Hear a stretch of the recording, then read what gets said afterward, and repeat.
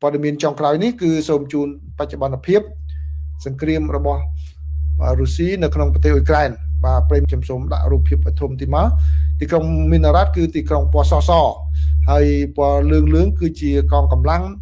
របស់រុស្ស៊ីដែលរលទៅមុខហើយនៅលឿងចំកណ្ដាលគឺពុកក្រៅអសរនោះមើលមិននឹងច្បាស់ប៉ុណ្ណាពុកក្រៅនោះគឺខាង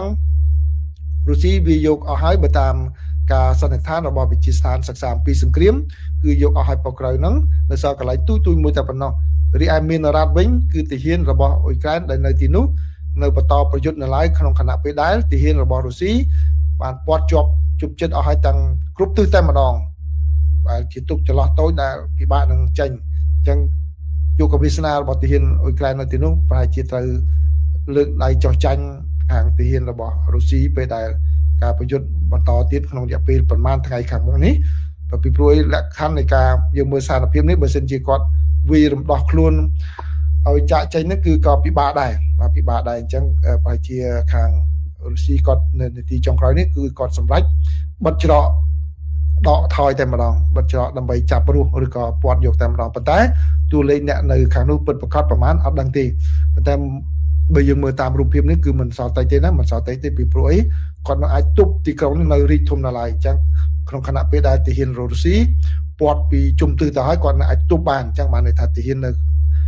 ក្នុងនោះអាចខ្ទង់ពាន់អ្នកហើយខ្ទង់ពាន់អ្នកហើយអាចនឹងប្រគល់នៅក្នុងរយៈពេលប្រហែលថ្ងៃខាងមុខទៀតរីឯការវិវត្តទៅលើជ្រុងនយោបាយវិញនយោបាយនឹងការទូតវិញគឺលោក Zelensky គាត់បាននិយាយថាគឺខាង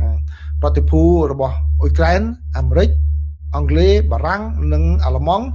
នឹងជួបជុំគ្នានៅថ្ងៃទី23នេះថ្ងៃទី23ខែវិច្ឆិកានេះមិនទាន់មានព័ត៌មានចេញនៅឡើយគឺថាមានគម្រោងជួបជុំគ្នា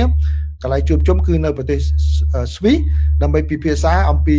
ផែនការទាំង28ចំណុចដែល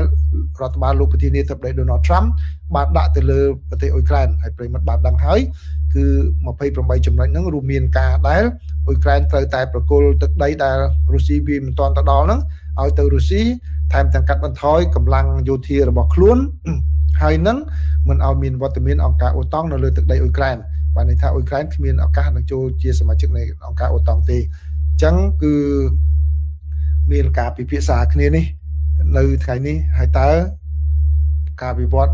យ៉ាងម៉េចពីព្រោះកាលពីម្សិលមិញខាងប្រទេសមួយចំនួនក្នុងនោះមានបារាំងនិងអាល្លឺម៉ង់ផងក៏បានចេញនៅសំណើរួមមួ